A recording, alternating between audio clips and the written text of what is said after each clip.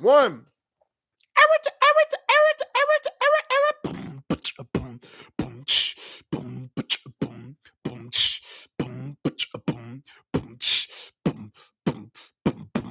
Hello, hi, hello, hi, hello, hi, hi. Welcome back to Popcorn Poppin'. It is February 5th at 7 p.m. Let's start talking about some movies and television. If you were here last week, you know that I had mentioned watching Guess Who's Coming to Dinner. We're actually not going to be talking about that today. We're going to roll that over to the next week. I didn't have time to watch it. I made it about halfway through. Some shit came up today. But I did watch other Spotlight films, part of the Popcorn Poppin' movie fan club for all of my poppers. I guess that's what I'm calling you now. Deal with it if you don't like it. Let us talk about... I'm sick. See, I wasn't lying. I'm getting better though. Judas and the Black Messiah. Daniel Kaluuya plays Fred Hampton, a real-life deputy chairman of the Black Panthers, and founded the Rainbow Coalition with William Preacherman Fesperman and Jose Cha-Cha Jimenez. Basically, I'm going to talk a little bit about Fred Hampton because it is Black History Month. The coalition, the Rainbow Coalition, provided help for low-income citizens using resources from the Black Panther Party, Puerto Rican Young Lords Association, the Poor White Young Patriots Organization, and the Blackstone Rangers Street Gang. Hampton founded the Chicago chapter of the Black Panther Party and had an integral hand in forming community service programs like a free medical clinic and free breakfast program for children, similar to how the Black Panthers did in Oakland. J. Edgar Hoover, director of the FBI, considered the Panthers to be the greatest threats to the internal security of the country. And Hampton was on a list of targets that were a threat to unify and electrify the militant Black nationalist movement.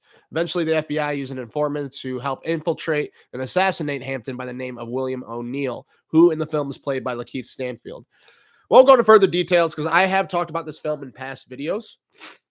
Not to say that this film shouldn't be discussed even more, but if you look through my previous videos, you'll see how much I fucking love this movie. It's still great. I do find the history fascinating, especially honestly, the most fascinating thing is Fred Hampton did all this before his death at the age of 21. It's crazy. And he died so young too. I do recommend checking out the real life interview with William O'Neill, which you can find on YouTube. I couldn't find the actual episode. The interview is done for a docu-series called Eyes on the Prize, and it was part of their second season. I couldn't find that, but you can find the interview on YouTube, maybe not the episode. I did find the first season of Eyes on the Prize on HBO Max, so I recommend going there to check that out. It's 6 episodes long. I'm probably going to be starting it next week. I don't think I'll be talking about it on here unless I find another Black historical figure that has films based off them, because granted it's Black History Month, I'm also making this channel specifically to talk about films in general, but and not documentaries. I don't watch many documentaries. I want to watch more, and I'm going to resume my documentary watching with Eyes on the Prize, which is on HBO Max. But Judas and the Black Messiah is excellent all over. I've talked about it in the past. Don't have to go into further. However, in the past, I talked about the actress that plays Judy Harmon. It's a small role by Dominique Thorne, who I only knew from If Beale Street Could Talk. However, she is also in Wakanda Forever. She plays Riri Williams.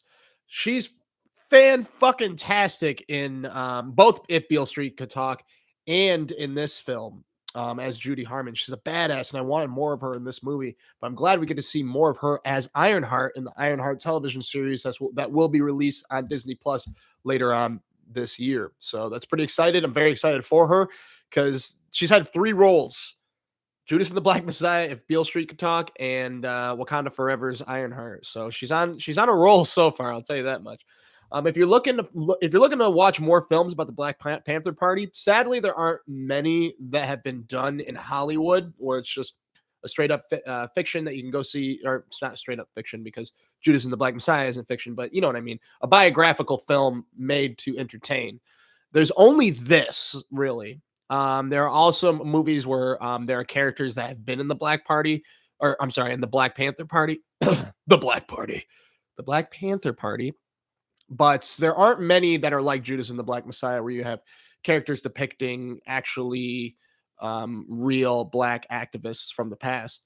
However, you can check out one that was directed by Spike Lee. It is on Amazon Prime, and let me see. It's a one-man show filmed as a television movie called A Huey P. Newton Story. It's written and starring Roger Guinevere Smith as Huey P. Newton. I watched some bits of it, and it is a one-man show that Spike Lee actually just directed one night, and it's fucking captivating. It seems I've seen this actor before as a character actor, not many he's done. I'm excited to see him embody Huey P. Newton and to learn some things about Newton as well.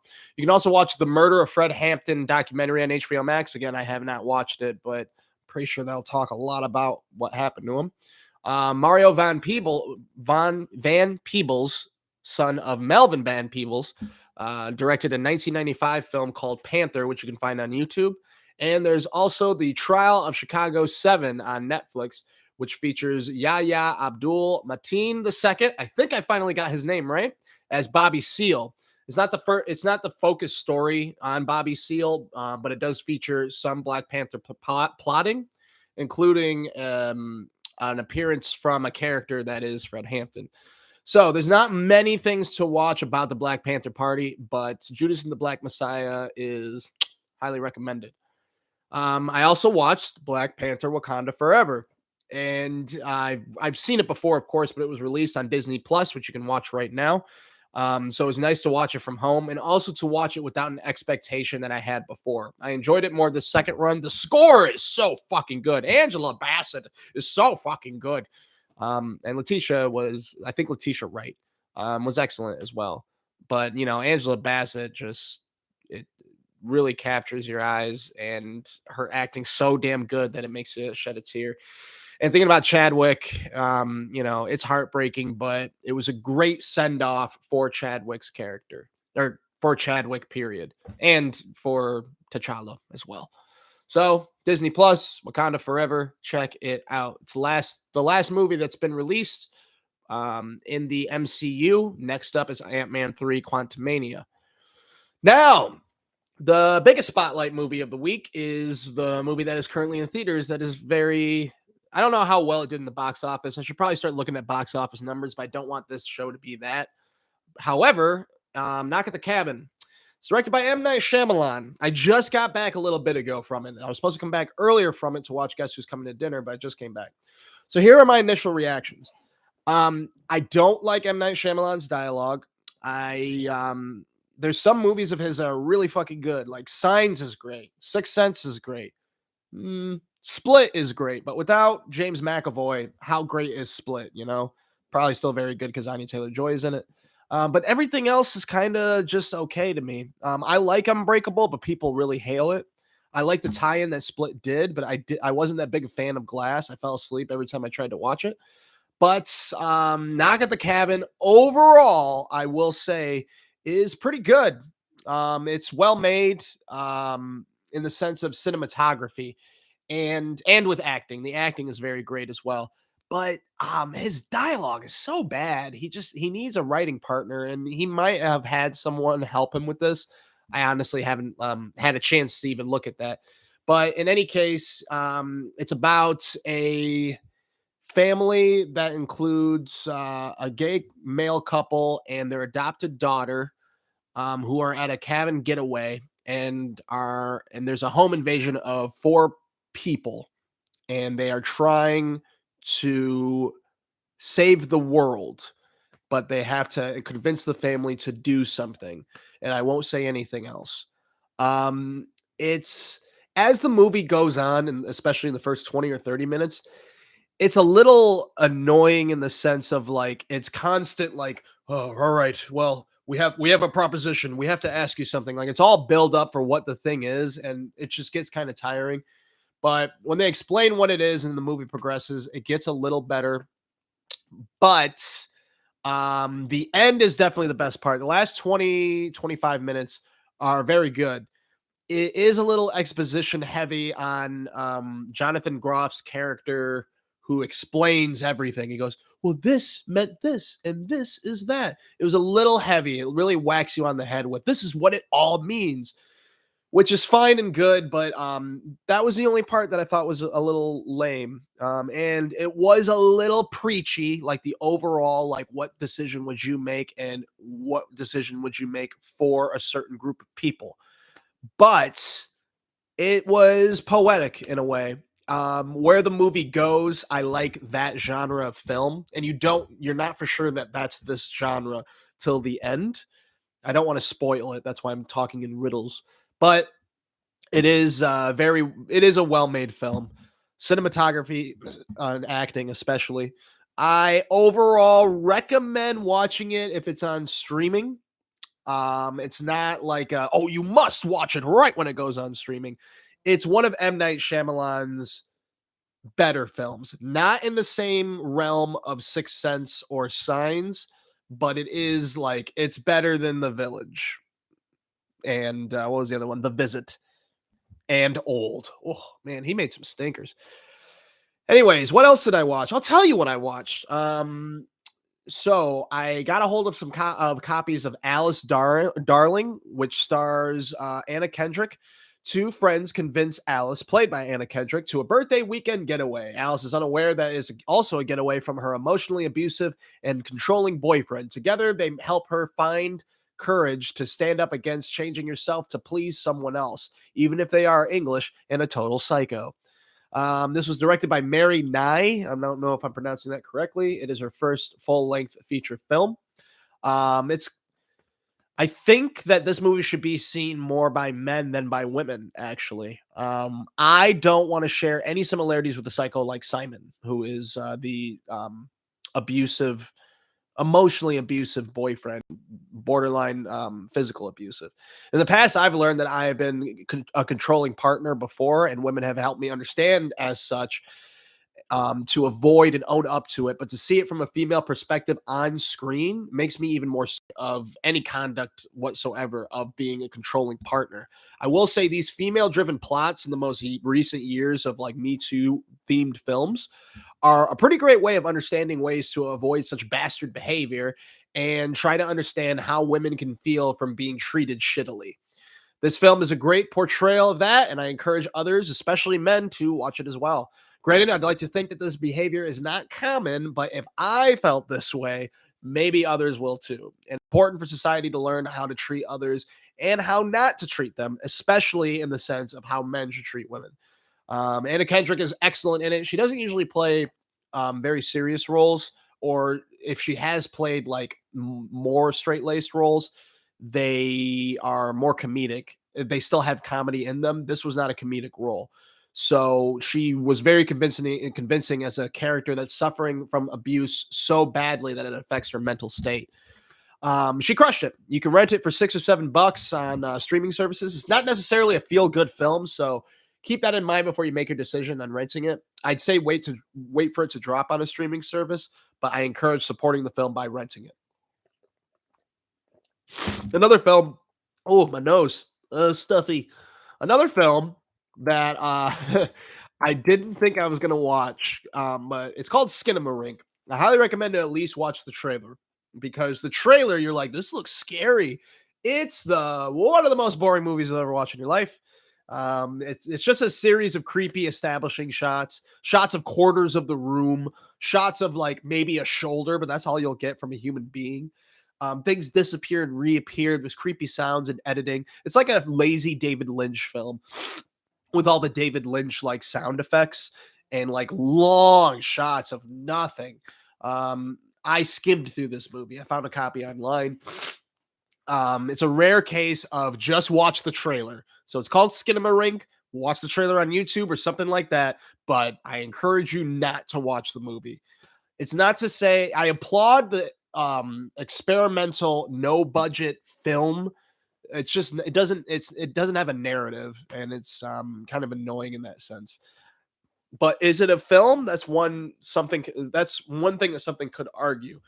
It's got creepy stuff in it that I really enjoy, but I wish there was a movie along with it. I will say I'm genuinely excited to see if the director does something that is a movie and not just creepy shots. All right. That's all the films that I watched this week. We're gonna go into we're gonna go into guess who's coming to dinner next week. TV wise, let's talk about that Last of Us episode that literally everyone and their mother is talking about more than the fucking show. It was a great episode, and if you don't know what show I'm talking about, it's called Last of Us. It's on HBO every Sunday at 9 o'clock. It's brand new. It's about a post-apocalyptic. It's a post-apocalyptic drama starring the Mandalorian himself, Oberyn Martell, escorting the young Lyanna Mormont across the country to a rebellion group in an attempt to survive the worldwide virus of fungus zombies and the dangerous survivors along with them. It's not really Oberon and Lyanna. Those are Game of Thrones references. If you know, you know, but it's really Joel and Ellie. And there's an excellent opening of the late. I won't go into spoilers, don't worry. There's an excellent opening with Joel and Ellie having a conversation that seems to be the beginning of them bonding. In the video game, it takes a while for them to start bonding, and once they do, the game becomes more fun because the characters care more for each other, thus you care more for them. And the main story with Bill this episode was a bottle episode, as Nick Offerman called it, and Nick Offerman played Bill.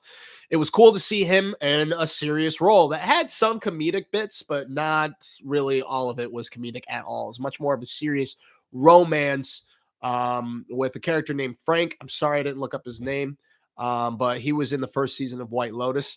And in the game, Bill is much crankier, and you don't ever meet Frank. Frank, you see what happens to his character at the end of the part of the video game that you play alongside Bill. Joel and Ellie, you actually play the story with Bill helping you. And Bill's cranky, and Bill and Ellie have really good chemistry. And I'm sad that we couldn't see this in the show. But the show actually made a better story that was much more about human connection and, all that stuff. But it was indeed like a really, really great ending that doesn't take away from the game, even though it's very different. I really want to talk with spoilers, but I won't just in case. I just recommend watching the show. And I will say that, again, Frank is not in the video game. You see a little bit of him, but it's more about what happened to him, not actually him. You never see Frank and Bill together. And unlike the television series, you actually see Bill and Bill and Ellie hang out.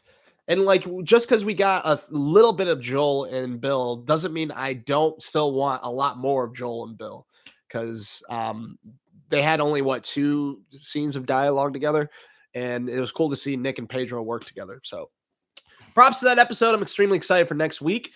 If you know where they're at in the video game, then you know that there is a crazy gas station crashing into gas station scene. And it's one of my favorite levels I've ever played in any video game. So I hope that the television series captures that very well. Next, again, that is Last of Us on HBO at 9 p.m. It's also available for streaming at the exact same time on HBO Max. Poker Face, which is on Peacock Thursdays, stars Natasha Lyonne playing Charlie, who is on the run from some dangerous people after her unique bullshit detector gift gets her into trouble, but she uses her gift to solve murders along the way. It's a style of How Catch 'Em, where we see the crime unfold in the beginning and catch little clues and puzzles for the protagonist, detective, or whoever to solve it later in the episode. The latest episode is called Time of the Monkey. It's fun, but it was my least favorite episode. It was directed by Lucky McKee, who did a film called May, which I highly recommend if you like weird horror movies. You can watch it on Pluto TV. It's a horror comedy about an awkward, peculiar girl who has a crush on a boy with perfect hands, and has an excellent ending, one of the best endings of any weird horror movie I've ever seen. It also co-stars Jeremy Sisto and Anna Faris, but we're not talking about that. Oh, God. We're talking about, and I will wash my hands, Poker Face, which you can watch on Peacock Thursdays. Not much happens in the sense of the overarching plot. It's still got an episodic, self-contained plot. I'm excited for next week. It's not to say the show has gone bad. It's just when you have a show that has episodic plots, Some episodes are going to be better than others, and this episode wasn't that great. But I'm excited for Thursday on Peacock, Poker Face's new episode. But if I were to watch Apple TV, I would find two shows, one called Shrinking and one called Servant. Both air Fridays on Apple TV Plus. Jason Segel in Shrinking plays Jimmy, a recently widowed psychiatrist that's still having trouble mourning the death of his wife, so he decides to say, fuck sugarcoating, and tell patients exactly what he thinks they should do. And also, he has trouble reconnecting with his daughter. And Harrison Ford plays his boss daddy, and Jessica Williams is his co-worker.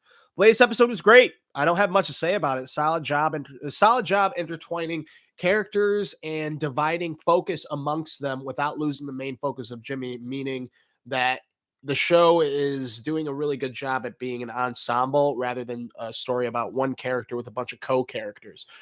We learned a lot about all of the side characters, and it's cool how the world's opening up fairly quickly as opposed to later on knowing more about the side characters. But show's very good, still full of heart with some heavy themes, but still overall joyful instead of melancholy, because it deals with a very simple, very sad, real subject that could happen to someone, but still brings the joy of life and wonder and yada, yada, yada. Shrinking, Apple TV Fridays, along with Servant, which is on Apple TV Plus.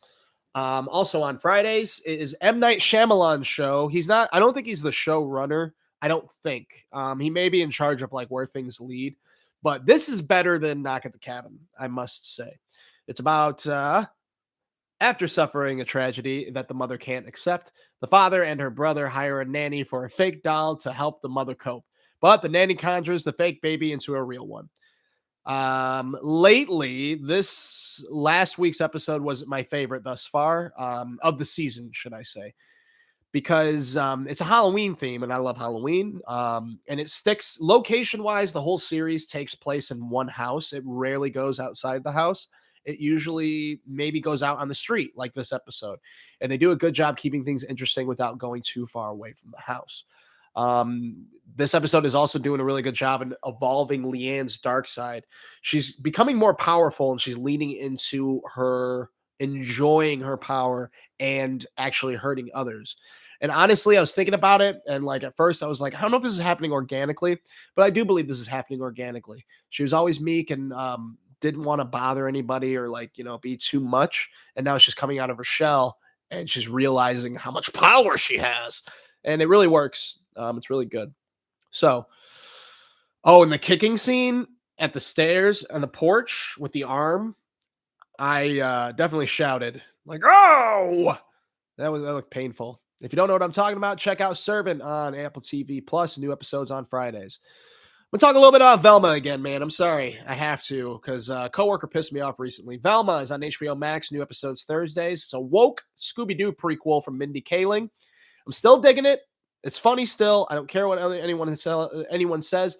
Velma is annoying. It's an annoying protagonist. Unlikable protagonist is rare, and it's definitely difficult to make a show enjoyable with an unlikable protagonist. But I must say, I still like the show. But white people be mad at gender swapping, or race blinding, as the show calls it. So I just needed to say this one thing. I think race blinding is fair. I had a coworker who's white say, well, why do they have to recreate a show and turn white characters into a different color? Why don't they just make their own show? So personally, again, I'm mixed. I can't really speak for any group of people, period. But here's my take. Maybe we live in a world, at least a country, where the most popular shit that's on TV or in movies is a remake or an adaptation of something that was beloved that has already happened. And this is obviously a reimagining for one thing. So there's one thing. If there's something that is a reimagined thing, why not change races? In fact, if it's a remake, why not change races unless it fucks up the plot of what's going on? But even then, you can still take liberties. Having said that, it's impossible it's damn near impossible to remake a show, find a show that had enough minority characters to actually have a good diverse remake, because most of the beloved popular shows in our society as of yet have fully white casts. So yeah, race blind cast a little bit. Why not? It's a great way to diversify popular IP, even though people fucking hate this show. So I just had to say that. I'm just really mad at people getting mad at Velma or Mindy Kaling in general. I like it. It's funny. If you like Harley Quinn, you'll like it. But I will say I don't recommend it for everyone, because most people I meet that have watched the show, I don't know one person that does like the show. So it may only be me. I don't know. A little bit about Bad Batch on Disney Plus. I don't think any of you watch it. It's a Star Wars show. It's about the clone troopers that are unfazed by Order 66. The last episode with Wookiees was dope. I usually forget how much I enjoy Omega's commitment to helping others. I just wish they'd get to the overarching plot line, kind of like in Poker Face. Poker Face is episodic plotting. So is Bad Batch this season, anyway. And more so with Bad Batch, I want an overarching plot because I'm a little bored of this season. Still very well made, but I'm a little bored. Nothing else of interest is streaming. The only other thing in theaters that you might like that I will not watch is called 80 for Brady. It's an old lady Tom Brady fan club trying to sneak into the Super Bowl. It's got Jane Fonda, Sally Field, and a couple other broads. Old broads. Coming attractions. Coming attractions.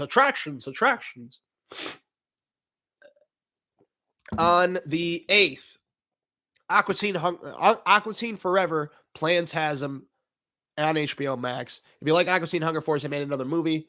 I've seen it. Overall, I enjoy it. I don't have much to say about it because it's nonsense stoner humor. However, I wish Frylock was with. I wish Frylock, Shake, and Meatwad were all together through most of the movie, not only the last 20 minutes. I found that kind of annoying. On the 9th, big news, guys. Big news. You returns on Netflix. Season 4, Part 1.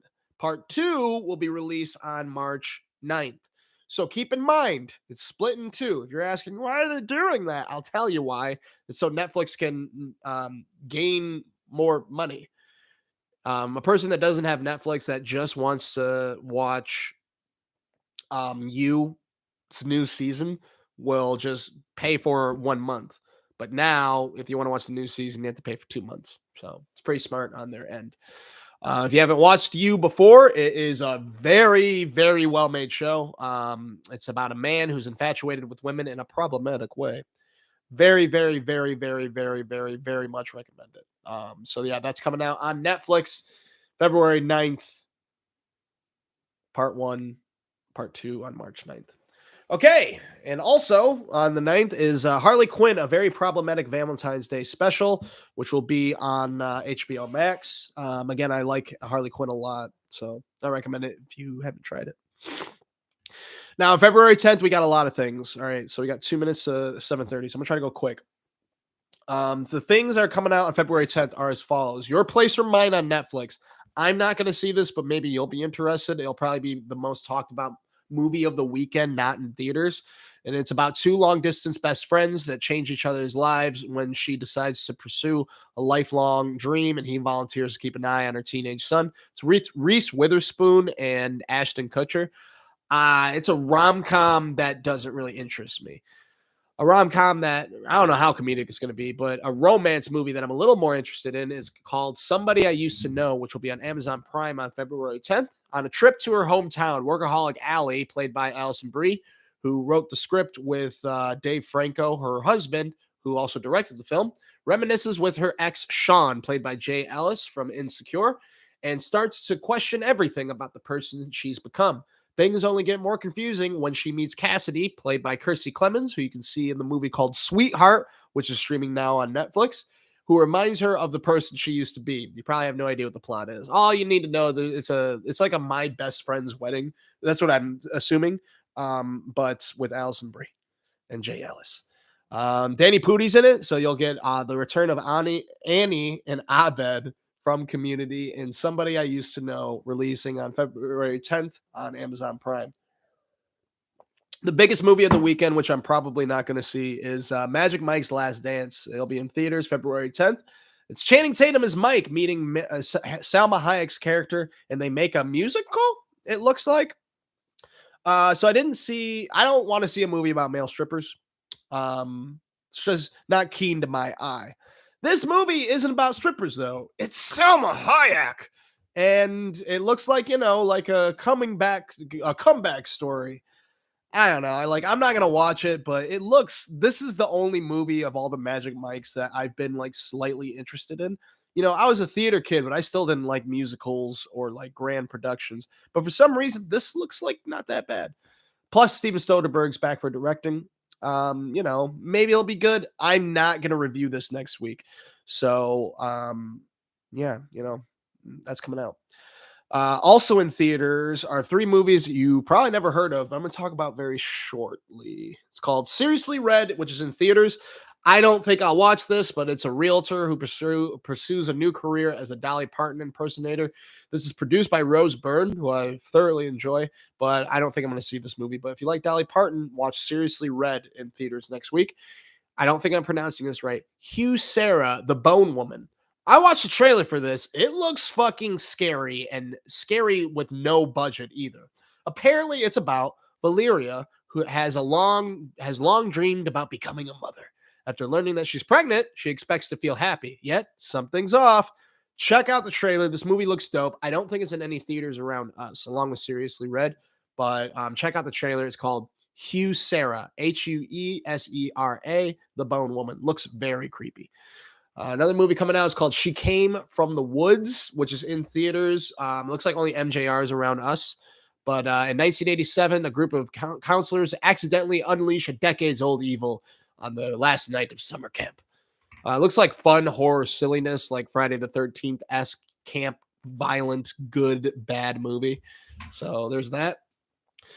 In theaters on February 10th, but on Apple TV Plus on the 17th, is a movie called Sharper. It's about a con artist that takes on Manhattan's billionaires. I checked out some of the trailer. I was interested. It stars Julianne Moore, Sebastian Stan, Justice Smith, and John Lithgow. I won't be talking about that next week either, but you could maybe watch it in theaters February 10th. Now, another movie that I won't be watching, but it was just stupid to be talking about. But I think that, maybe some people out there like reality television shows. Huh? You like reality television? Well, there's this weird project called Meet Me in Paris. It's going to be on the Roku channel. Don't know a soul who has Roku, but it's half reality show, half written romance.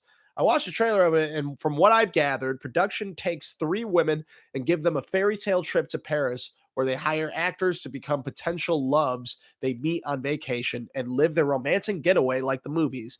They also get to write their own ending. How does that work? I don't know. It sounds interesting. I won't watch it, but it's an interesting way to make entertainment. It's called Meet Me in Paris on Roku. And finally, on February 10th, is a movie called At Midnight that'll premiere on Paramount Plus. It's a romantic comedy about two people who have made the safe choice not to fall in love. It co-stars Anders Holm. The reason I'm talking about it is because when I found out, a movie with Anders Holm, he plays, it looks like a small douchey role in a Hallmark movie. I don't want to watch this movie, but if you like Hallmark movies, At Midnight on Paramount Plus. On February 11th, Mark Maron's stand-up called From Bleak to Dark will premiere on HBO. On February 12th, on Disney Plus is Doug Days, Carl's Dates. They're 5 short films featuring the dog from Pixar's Up, the one that goes squirrel. That will be on February 12th on Disney Plus. And this is a heads up. This isn't coming out next week, but if you want to prepare for Ant-Man and the Wasp: Quantumania, it's coming out February 17th, guys. It's time to catch up on it. I believe we should refreshify our MCU memory.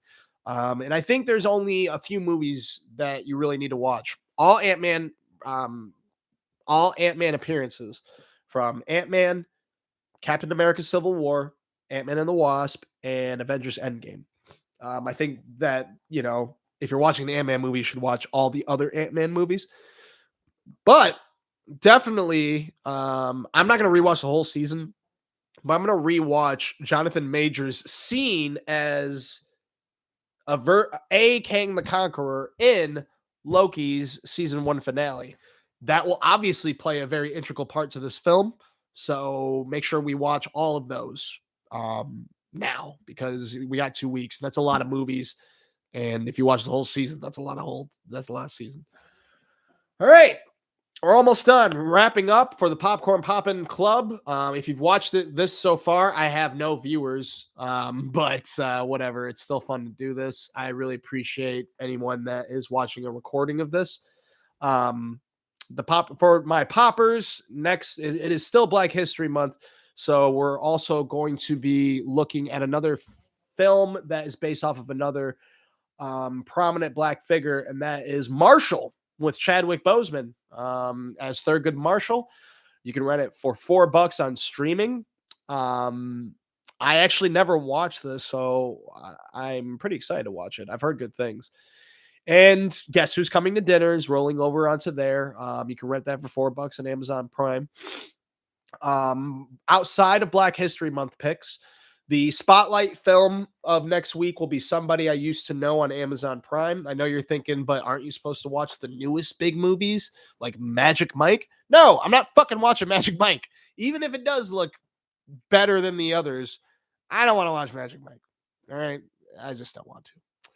I'll also be watching, which I won't include in the club. I'm just letting you know I'm watching this. I'm rewatching Malcolm and Marie with Zendaya and John David Washington on Netflix. I fucking love that movie. Valentine's Day is coming up. That's a movie that I've wanted to watch for a while, so I'm including it this week. A Super Bowl movie that I haven't, a football movie that I want to rewatch or want to watch, period, is The Longest Yard 1974 edition, which you can rent for $4, or Stars has it streaming. The new version with Adam Sandler that we all know and love is on Netflix. I might watch both, but I've always been interested in the original, so I want to give that a shot. If you're interested in any other football movies to help prepare for the big game on Super Bowl Sunday, February 12th, Friday Night Lights, the film, you can rent for $4, or you can watch the show on Netflix. I highly recommend the show if you haven't watched it. Blindside, you can rent for $4. Remember the Titans, a fucking classic, Disney Plus. Waterboys on Hulu, and Any Given Sundays on Tubi. Those are some of my favorite football movies. If you give me shit about not putting Rudy on there, I never saw Rudy. All right, I never saw it. I know the ending, so I know I gotta watch it sometime. And finally, for the TV shows in the Popcorn Poppin' list, the spotlight, what we're going to be talking about mostly, even more than Somebody I Used to Know movie, is You. That's the biggest, we're going to be talking about You. Edward. It'd be crazy if an Edward was watching this and it was like, what the fuck? You on Netflix, February 9th, this Friday, y'all. Part 1 of season 4. Don't forget, it's going to end with a big cliffhanger. We're going to be talking about that the most next week. The other things I'm going to be keeping up with, Last of Us on Sundays, tonight, 9 o'clock. Poker Face, Peacock Thursdays. Shrinking, Apple TV Plus on Fridays, along with Servant. And I might start BMF, which new episodes air on Stars on Fridays. You can stream the whole first and the episodes that have been released so far on the second season on Stars as well. I've wanted to watch it, but I wanted to watch all, because I'm trying to go through a lot of Stars shows, but I wanted to finish all of or catch up to the Power universe. That's so much. I just finished Power. I want to get to BMF, and yeah, that's it. Thank you if you've watched this. Like, subscribe. I really, really appreciate it. Give me some suggestions.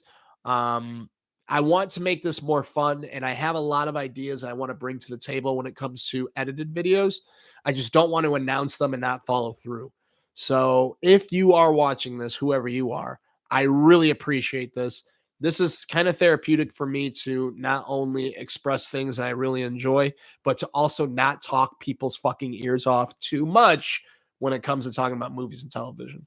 So thank you again so much. Like, subscribe, continue being dope, continue loving each other, and pop dat popcorn, yo. Goodbye.